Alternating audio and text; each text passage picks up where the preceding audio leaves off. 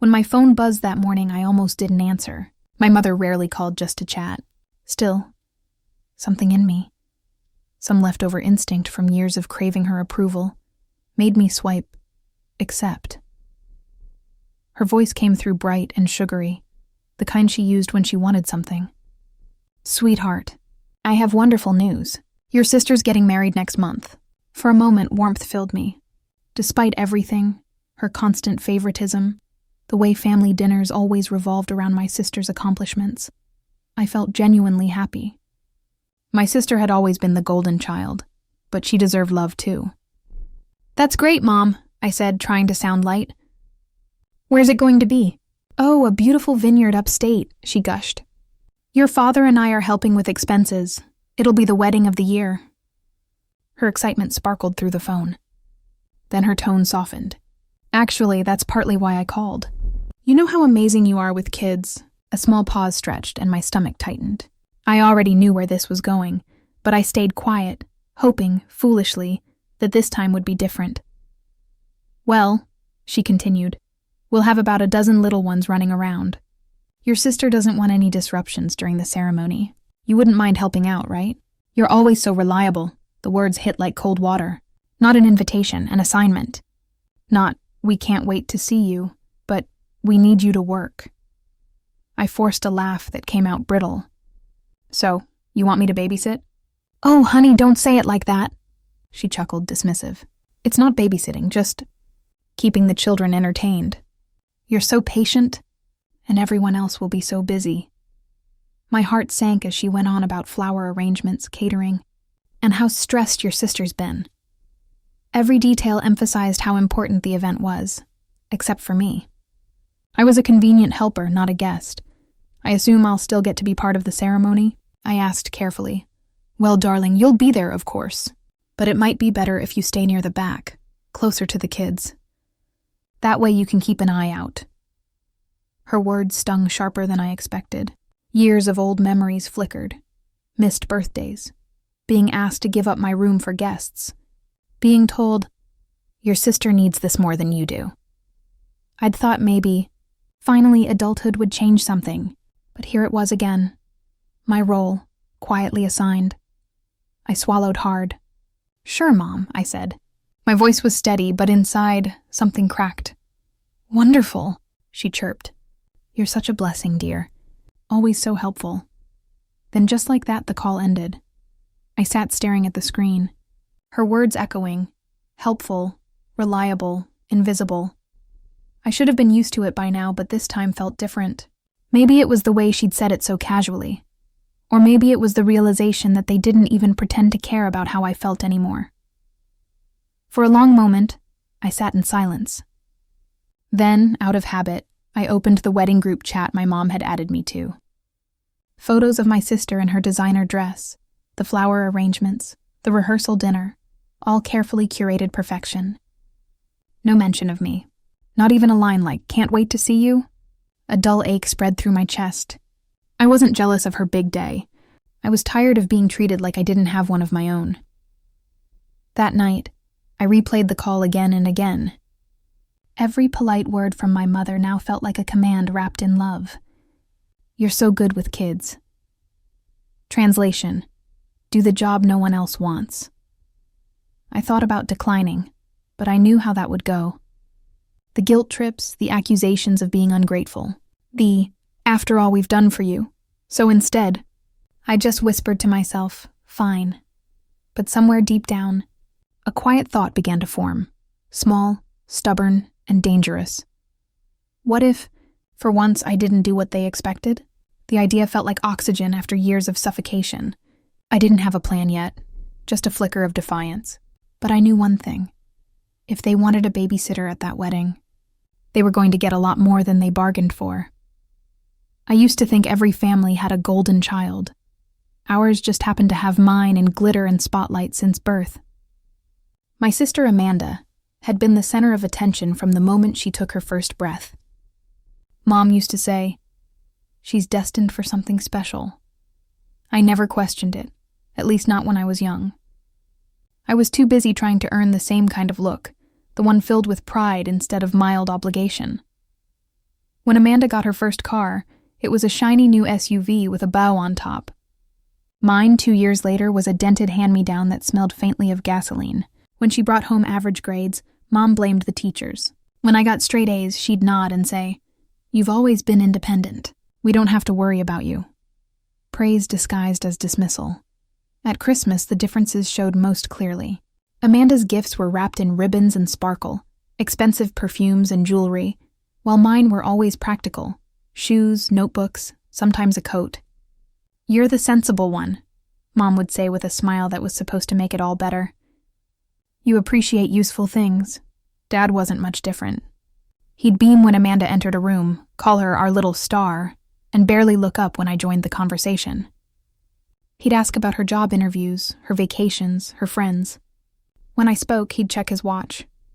It wasn't hatred. It was neglect wearing politeness. By the time we were adults, I'd mastered the art of being fine. The dependable sister who'd drive 3 hours to help move furniture, who'd dog sit when Amanda went on trips, who'd fix Mom's computer and organize Dad's insurance papers. Gratitude was rare, but guilt always showed up on time. "You're such a lifesaver," they'd say, like a reflex. But never, "You deserve a break." I remember one Thanksgiving when Amanda arrived 2 hours late, waving shopping bags and stories about a sale she just couldn't miss. Mom laughed, poured her a glass of wine, and said, "That's my girl." I was already on my 3rd round of dishes. My hands were raw from the hot water. That night, as everyone lounged in the living room, I stood in the kitchen doorway and wondered if they'd even notice if I didn't show up next year. Still, I smiled. I always smiled, because being angry felt useless. It only gave them another reason to call me dramatic. "You've always been the mature one," Mom would say, a phrase that once felt like a compliment, but now sounded like a lifetime sentence. I tried to convince myself that this dynamic was normal. Some families just had favorites. But when I looked at how effortlessly they loved her and how conditionally they tolerated me, something inside me began to rot quietly. When Amanda got engaged, it was the grand announcement at dinner, complete with champagne and tears. I'd just received a small promotion that same week, something I'd worked years for. I mentioned it halfway through dessert. Mom smiled and said, "That's nice, dear. Now about the wedding." That was the pattern. Amanda's life was the story. Mine was the background music. I didn't even realize how deep it went until the phone call about the wedding, babysitting favor. It wasn't just about being asked to help.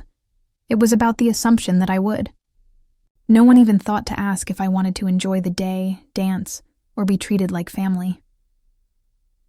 That night, as memories layered themselves like film over film, I felt something shifting. I wasn't jealous of her anymore. I was tired of being cast as the dependable extra in someone else's movie. I'd always been the quiet, steady one, the one who held things together. But I was starting to understand. They only valued me when I was useful, and I was done being useful. A week before the wedding, I went over to my parents' house to drop off a few things for Amanda's gift registry. I thought it would be a quick visit, a polite nod to normalcy. But as I approached the kitchen, voices drifted from the living room. My parents and sister were talking, unaware I'd heard every word. "And don't forget," my mother said, "we'll need her to watch all the kids. 12 of them, can you believe it?" Amanda laughed, a sound that used to make me feel included, but now only made me flinch. 12 kids? Seriously? She's going to be exhausted before the ceremony even starts. "Oh, she'll be fine," Dad chimed in.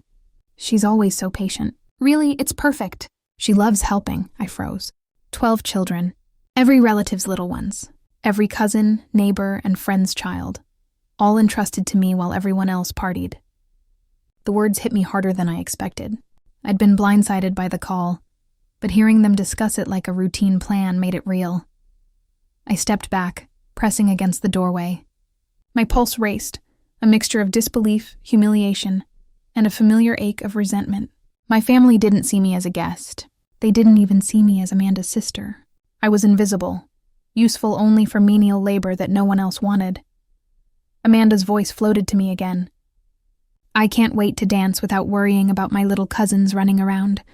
Thank goodness she's handling it." The words were supposed to be innocent, but I heard the condescension, the relief that someone else would bear the burden while she enjoyed herself. The golden child, my sister, oblivious to the sacrifice I was about to make. I sank into the hall, gripping the doorway for balance. All those years of always being dependable, of quietly taking on responsibilities without complaint, flashed in my mind. Birthdays spent helping, family events I'd organized, favors done without acknowledgement.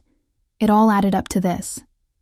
My family assumed I would always step in, that my life could bend to accommodate theirs. My throat tightened, but I forced a calm exhale.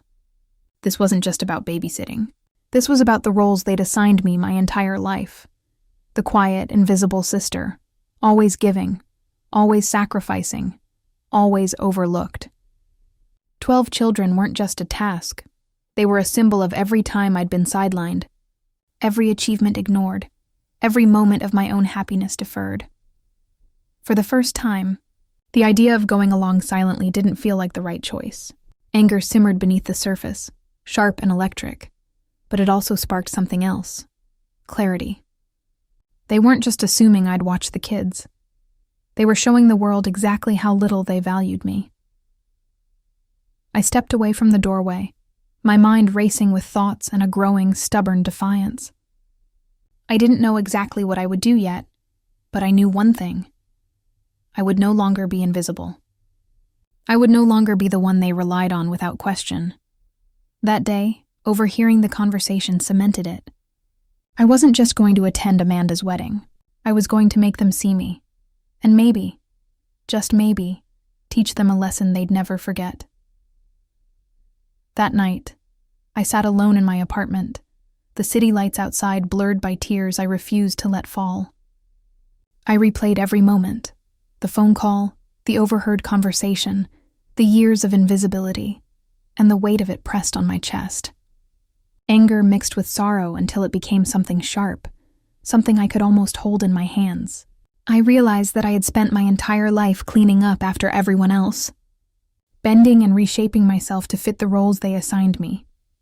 I thought about all the times I'd skipped plans, missed celebrations, or swallowed my own desires so that Amanda could shine. Birthdays. I spent wrapping presents for her friends while my own gifts gathered dust. Holidays when I washed dishes alone while the rest of the family lounged, chatting and laughing.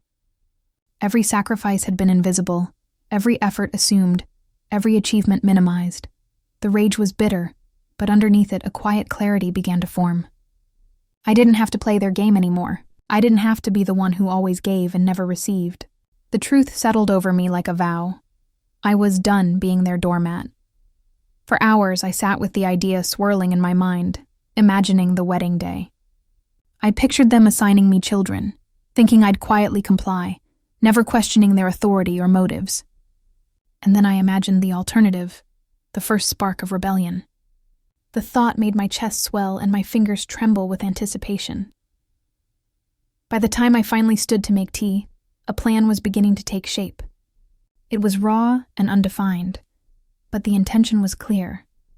This time, they wouldn't get what they expected. This time, I would be seen, and I would no longer tolerate their disregard. I allowed myself a small, secret smile as I stared out the window at the flickering lights of the city. For the first time in years, I felt a sense of power, quiet, deliberate, and entirely my own. They thought they knew me. They thought they could rely on me without question. They were about to learn, in a way they would never forget, that I was done being invisible. Section 5. The perfect guest I told my mother I'd help with the children, my voice calm and agreeable, hiding the storm that had been building inside me for weeks. On the surface, I was the obedient daughter, the reliable sister, the perfect helper. But underneath, every decision I made from that moment forward carried intention. I wanted them to see me, not as invisible labor, but as someone they had underestimated entirely. I started with my appearance. I purchased a dress that shimmered subtly under light, something elegant yet impossible to ignore. Every detail, from the hemline to the cut of the sleeves, was calculated to make an impression, to signal that I was present, poised, and unshakable. Accessories, hair, and makeup followed suit, each piece a small declaration of control. Next, the entrance. I arranged a luxury car to pick me up, a sleek black vehicle that spoke of confidence and self-assurance. No one would expect the helper to arrive in such a way, and I intended to make the moment unforgettable. I imagined the whispers, the double takes, the stunned expressions when I stepped onto the grounds. Even my behavior was deliberate. I rehearsed casual smiles and polite nods, enough to appear compliant, but my mind raced through possibilities. I planned where I would stand, when I would speak, and how I would let them realize ever so slowly that they had misjudged me. By the time the wedding day arrived, I was ready, not just to attend, but to subtly rewrite the script. I would blend obedience with defiance, patience with a quiet display of power. Every step I took into the crowd would remind them that I was more than a caretaker for 12 children. I was someone they had ignored for far too long, and they were about to witness exactly what that neglect had cost them. I wasn't just going to be the perfect guest. I was going to be the one they could no longer overlook. Section 6. A wedding fit for a queen. Just not me. The day arrived with the kind of perfection only money and meticulous planning can buy. The vineyard sprawled endlessly, manicured gardens, crystal-clear fountains, and tables dressed in white linen that glimmered under the morning sun. Every detail screamed elegance, status, and social prestige, a world carefully curated for Amanda, the golden child. I arrived early, in the luxury car I had arranged, and stepped out feeling the calculated weight of attention settle on me. Guests were already mingling, complimenting each other, photographing every carefully posed smile. My mother flitted from group to group, cooing over Amanda and fussing over arrangements, never glancing at me beyond a brief nod. I scanned the area and noticed what I had feared. Before the ceremony even began, my parents were quietly shepherding children toward me. Cousins, nieces, nephews, neighbors, toddlers, all handed over as if I were a trained professional, as if my entire role existed solely to entertain them. Whispers floated past. She's so responsible, always reliable. Amanda floated through the crowd like royalty, laughing, twirling, and receiving constant praise. Guests whispered about her designer gown, her flawless hair, her perfect smile, and I stood there, silently holding a group of restless children, my presence unnoticed unless someone needed a snack fetched or a minor crisis averted. Every polite smile I forced felt like a mask, hiding the simmering tension building inside me. My parents spoke in undertones, coordinating logistics, oblivious to my mounting frustration. I was expected to blend into the background while the world celebrated Amanda, the princess who had everything handed to her effortlessly. As I corralled the children, wiping away a tear from one and stopping another from running into the fountain, I felt the familiar ache of invisibility. For decades, I had been the dependable one, the quiet worker behind the scenes. And now, in this grand display of wealth and vanity, the pattern had repeated itself. Yet, beneath the frustration, a sense of anticipation began to grow. I had planned carefully, and every assignment, every whisper, every misdirected glance from my family was a piece of the stage for what I intended. Today, they believed I would comply without question. Today, they were about to learn they had underestimated me. Section 7. The Babysitter. Reveal as the ceremony began. I found myself juggling a flurry of tiny bodies, each child tugging at my sleeves, whispering questions, or darting toward fountains and flower arrangements. My parents handed me a folded sheet of paper. The names, ages, allergies, and temperaments of 12 little humans I was now fully responsible for. I tucked it into my pocket and tried to memorize details on the fly, forcing a polite smile while my stomach knotted with growing resentment. Guests passed by, noticing me shepherding the children, and nodded politely, assuming I was part of the hired staff. "Oh, she's with the catering, right?" One whispered, and another murmured, "Look how organized she is." The label stung more than any harsh words could have. I wasn't staff, I was family, but no one seemed to see me that way. Then, in the midst of managing spilled juice and a runaway toddler, I heard it. Amanda's friend, laughing lightly, said, "Thank goodness for the help. Can you imagine if no one was keeping these kids in check?" Something inside me snapped. For a brief, dangerous second, I wanted to yell, to storm off, to throw the drink over her designer dress and leave chaos in my wake. But I didn't. Instead, I inhaled, counted to 10, and forced my expression into calm composure.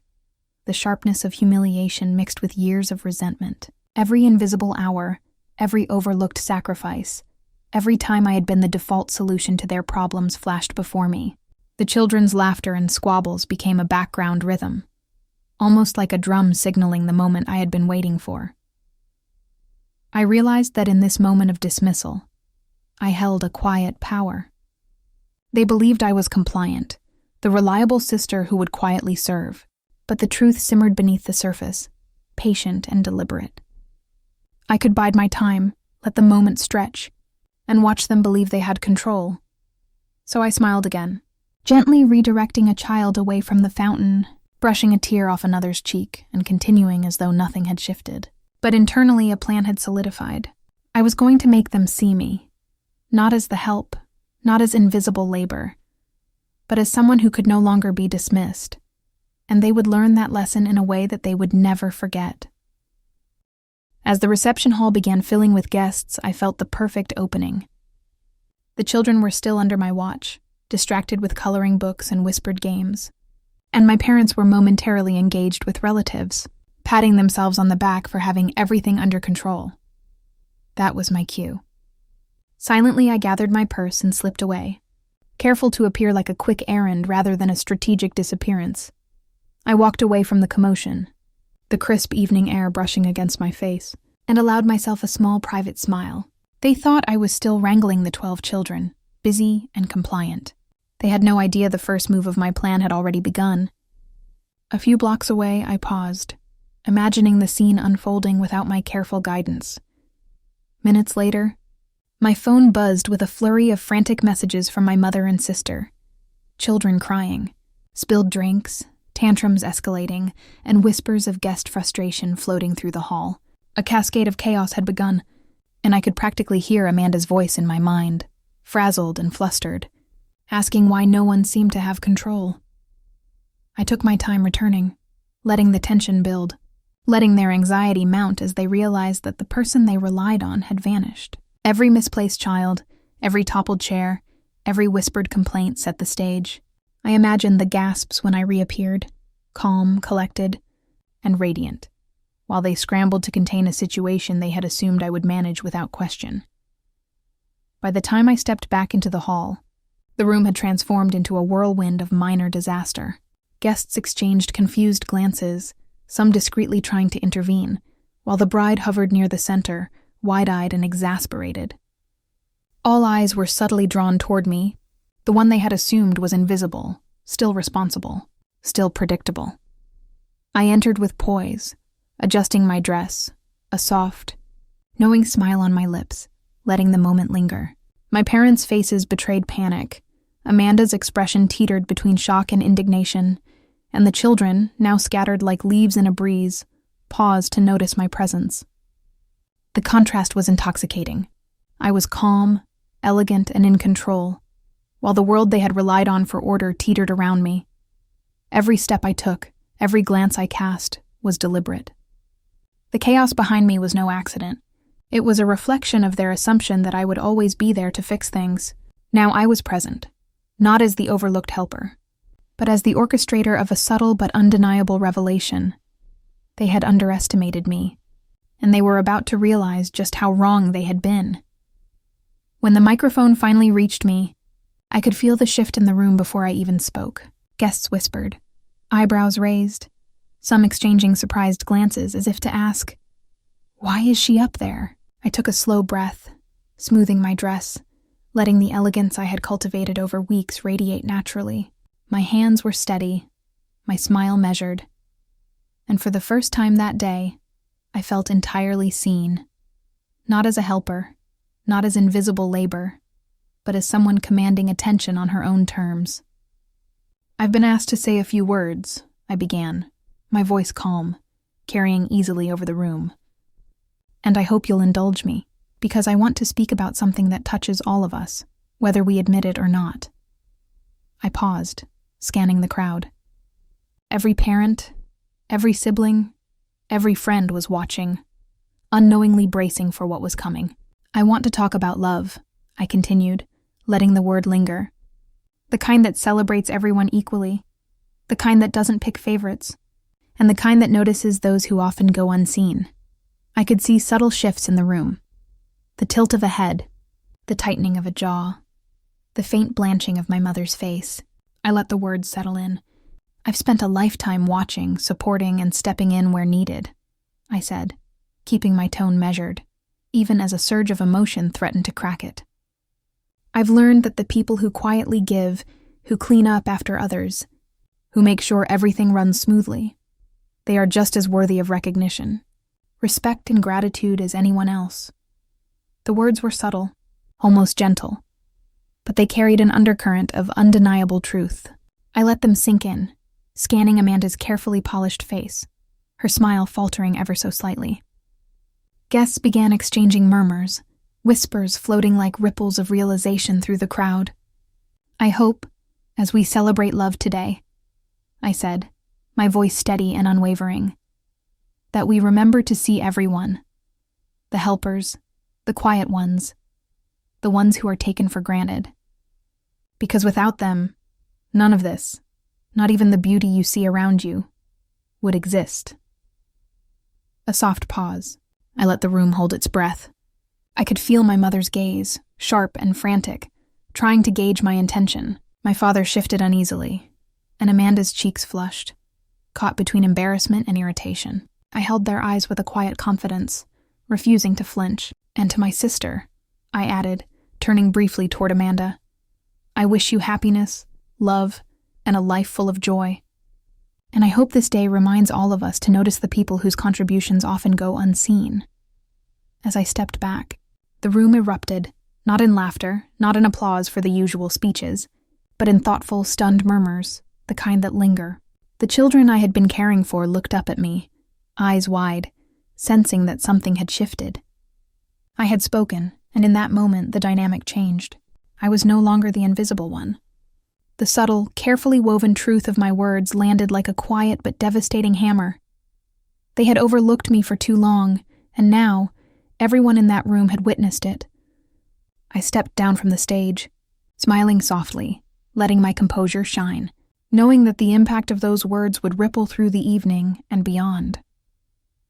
The moment I stepped down from the microphone, a ripple of energy ran through the room. Guests were no longer chatting politely. Conversations had paused, replaced by subtle murmurs and glances exchanged across tables. The air was charged, as if the room collectively realized something that had always been quietly true. Amanda's face had turned pale, her carefully maintained composure crumbling as her eyes darted nervously from guest to guest. My parents, too, looked unsettled, their smiles strained, their posture rigid. For the first time that day, the golden bubble of perfection surrounding them wavered, revealing cracks that had been hidden beneath years of carefully curated appearances. I allowed myself a slow, deliberate breath, letting the tension build just long enough for it to register fully. Then I addressed the room with a warm, calm smile. Thank you all for trusting me to handle what no one else could, I said, my tone measured, carrying a subtle weight of irony. The words landed exactly as I had intended. They were gracious on the surface, but beneath that, they carried a quiet acknowledgement of all the times I had been relied upon, yet overlooked. Applause erupted, polite at first, then louder, more heartfelt, filling the hall with resonance. But it wasn't applause for a typical speech. It was recognition.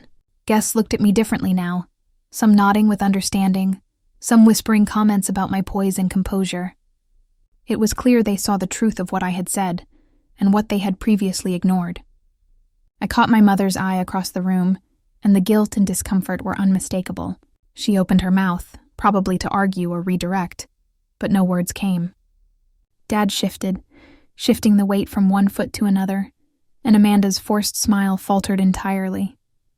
The golden child, the center of attention, suddenly appeared vulnerable in the wake of my words. I felt a quiet satisfaction, subtle but intoxicating. For years, they had assumed my presence was guaranteed, my efforts invisible. Now, in a single moment, they had been reminded that I existed, that I mattered, and that my contributions could not be taken for granted. As the guests settled back into their conversations, their eyes still lingering on me with a newfound awareness, I realized that the balance had shifted. I hadn't shouted, I hadn't caused a scene, but the impact was undeniable. In that hall, surrounded by family and friends, my silence had ended, and my presence had finally been acknowledged.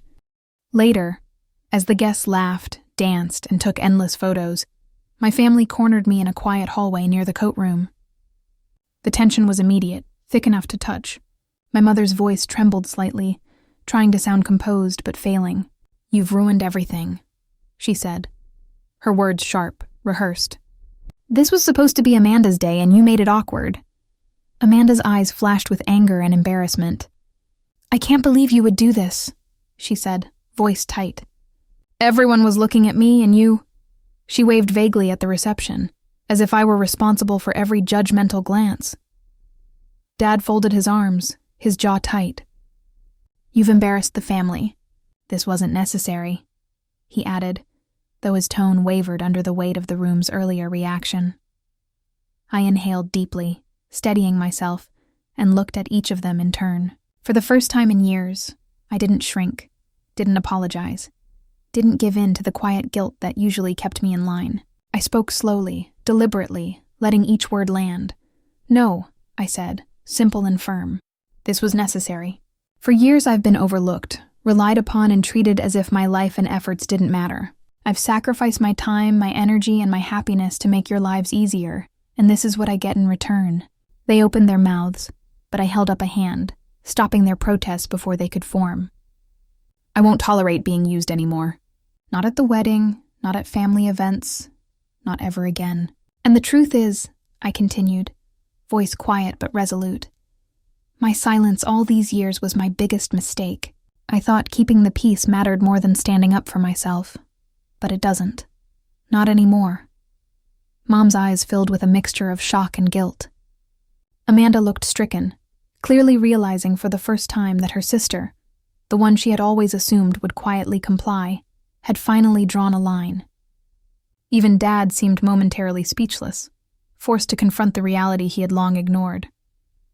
I had stopped being invisible, and I was no longer afraid of the consequences. I let the weight of my words settle, watching as the color drained from their faces. The confrontation wasn't loud or theatrical, but it was undeniable. I was standing my ground, unshaken, and for once, the family dynamic had shifted. The golden child, the parents' unquestioned expectations, they all had to acknowledge that I existed on my own terms. After a long pause, I turned and walked back into the reception, my posture straight, my head held high. I didn't need their approval or their forgiveness. The applause and recognition I had received from the guests earlier felt infinitely more validating than anything my family could offer. And as I rejoined the party, I felt lighter than I had in years, finally free from the weight of their assumptions. As the evening wore on, the air thick with music and chatter, I found myself approached by a few guests I hadn't spoken to before. They complimented my composure, my elegance, the way I had handled everything with such grace. Their admiration was genuine, unfiltered by the family dynamics that had weighed on me for decades. One woman, a distant cousin of a friend, leaned in and whispered, "You have such presence. You're unforgettable." I smiled, a quiet thrill running through me. I realized as they chatted that I didn't need the approval of my family to feel valued. For years, I had tied my worth to their recognition, but tonight proved that my confidence, my poise, and my courage to speak the truth were enough. I had been underestimated, dismissed, and sidelined, but here, in these small moments of connection, I was seen for who I truly was. When I excused myself to leave, a few of my new acquaintances insisted on escorting me to a nearby boutique hotel where they were staying.